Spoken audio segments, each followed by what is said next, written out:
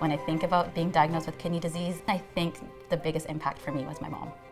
She had, in the early stages of my diagnosis, really fallen into a deep depression. I also realized, being a mom now, how terrible that must have been for her to get that phone call. As we're dealing with my diagnosis, it became something that I didn't share with her anymore, not because I felt like I couldn't or because I didn't love her. I just wanted to protect her.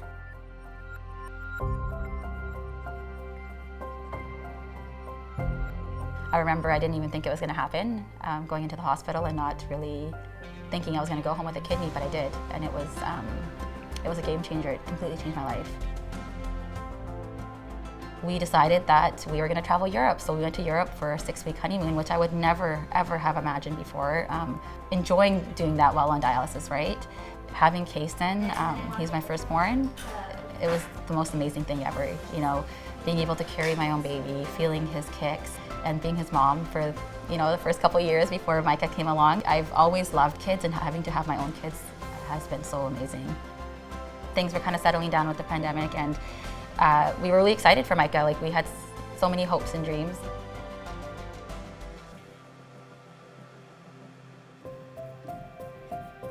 In January, just a month later, I ended up feeling a little bit unwell. Nothing too crazy, it was mild, but I still tested, and it was COVID. When I got to emerge and they did blood work, my kidney function was, I think, 5%. That was the hardest admission of my life. I just felt like, oh my gosh, like, what if I don't make it home to my kids? And I remember I started typing out an email because I actually started bawling, thinking, are they gonna remember who I am? How are they gonna remember? They're only 5 and one's just a month.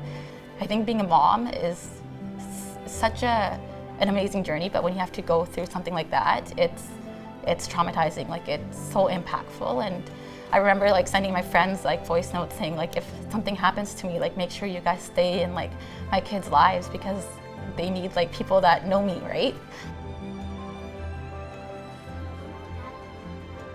Those are the things I thought about. I thought about my kids, but I also thought about my mom. She came and visited, and I could see the pain in her face. And when she came around, I would try to hold back and say I was okay. But when I came out of all of that, I decided I was going to be honest with her. Because after I was discharged, I was still, my kidney function was okay, but it wasn't great. She had talked about being on peritoneal dialysis as a teenager and some of the stories around that. And over the years, I've kind of brought it up a few times. When she had COVID in the hospital, I had reached out to Shak and told him that, keep me posted how she's doing. I really do want to donate, and this is something that we've talked about before. And I think that was the first time they probably realized I was serious.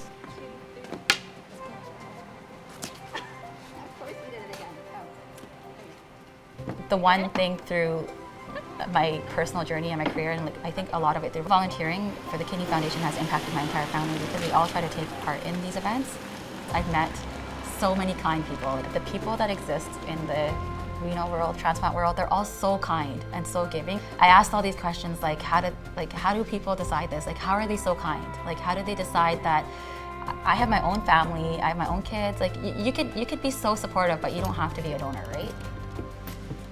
Having kids was the one thing that made me, at times, second guess my decision. You think about if something went wrong. I tried to explain to them what kidney disease was and what transplant was all about. I think they understood, but it wasn't these big dramatic conversations. It was kind of this is what mom wants to do, and they were like, well, that seems weird, and why would you do that? And I explained to them that we're born with 2 kidneys. Some people have kidney disease, and that you can actually remove a kidney from a healthy person and put it into somebody with kidney disease, and both people then have 1 kidney that is able to sustain them.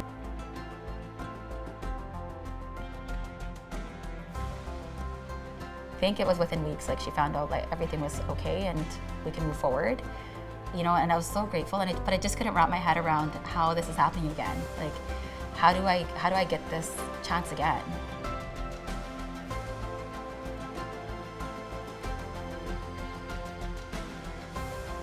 It's easy. It really wasn't that difficult. I absolutely have no regrets. I'm glad I did it. I think it gives you purpose. It makes you feel like you've done something. important? My hope for the next 60 years in kidney care is to really focus on prevention to ensure that patients don't have to endure this journey of having chronic kidney disease and risking being on dialysis or having to deal with end-stage renal disease.